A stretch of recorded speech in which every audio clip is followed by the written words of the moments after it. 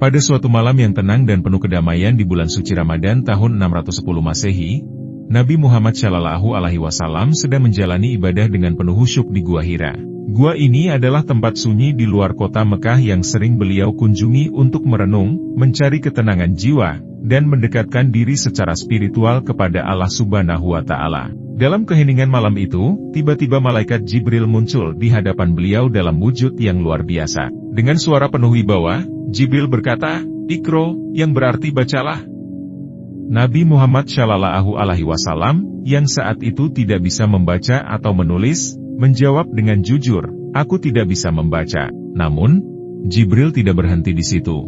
Ia mendekat dan memeluk Nabi Muhammad Shallallahu Alaihi Wasallam dengan sangat erat hingga terasa sesak di dada.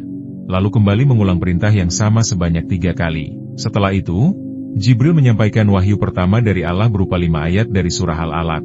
Bacalah dengan menyebut nama Tuhanmu yang menciptakan. Dia telah menciptakan manusia dari segumpal darah. Bacalah, dan Tuhanmu lah yang Maha Pemurah, yang mengajar manusia dengan perantaraan kalam. Dia mengajarkan manusia apa yang tidak diketahuinya. Quran Surat Al-Alaq 1:5. Peristiwa ini meninggalkan kesan yang mendalam di hati Nabi Muhammad Shallallahu Alaihi Wasallam.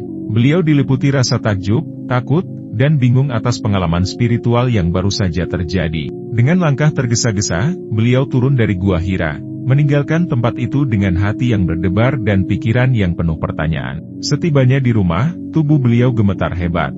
Nabi Muhammad Shallallahu Alaihi Wasallam meminta istrinya yang tercinta, Khadijah, untuk menyelimutinya. Dengan penuh cinta dan perhatian, Khadijah segera memberikan dukungan kepada suaminya. Ia mendengarkan dengan saksama setiap cerita yang disampaikan oleh Nabi Muhammad Shallallahu Alaihi Wasallam tentang peristiwa agung tersebut. Dengan lembut, Khadijah menenangkan beliau dan meyakinkan bahwa apa yang terjadi adalah bagian dari rencana besar Allah. Ia meneguhkan hati Nabi Muhammad Shallallahu Alaihi Wasallam bahwa peristiwa tersebut adalah tanda kehendak Allah yang mulia dan agung.